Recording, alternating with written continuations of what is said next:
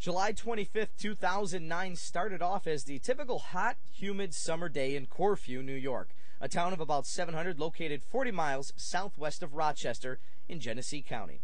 The weather setup that day was anything but typical. Western New York was placed in a deep layer of heat and humidity, the perfect fuel for strong storms. This day offered us something different, though, as well. A mesoscale convective vortex, or in simpler terms, a large, unstable, rotating air mass, which was all we needed for this. This tornado was the stronger of two to affect Western New York that day. The damage path, about 4 miles. The width of the damage was about 100 yards. Those numbers, at this point, those are our preliminary numbers. We will be doing a flyover tomorrow morning. We thought it was a loud train going by, and we thought it was like maybe a crash with a train, so we looked out our window, and there was the tornado smack right in front of us, and everybody you could see scrambling and taking cover, running into the basements, and when it was over with, you know, a lot of people just went outside and was just like, oh my gosh. After a damage survey, this tornado was classified at EF1 strength, with winds reaching 100 miles per hour.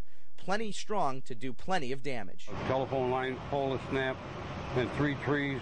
These are big trees, about 50, 60 foot, and snapped them right off in half. The rain was phenomenal. You couldn't see through it. And just like every other tornado, it didn't take long for this finger of God to leave all this damage behind. I yelled to my mother, we're having a tornado.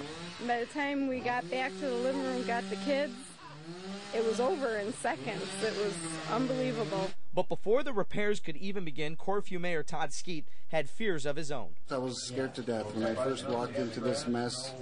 I was scared. I didn't know if we had fatalities, critically injured. And as it turned out, despite all this damage, not a single injury or death resulted from this. And I think everybody around here is fortunate. I didn't hear of any fatalities, just broken houses and stuff. And after all that this little village went through that day, they still held on to their spirit. They knew they could and would rebuild their village back to where it was before. To be bitter or down, I mean, what good is that going to do? It's not going to do you any good. You just got to go on from here. This place will never be the same.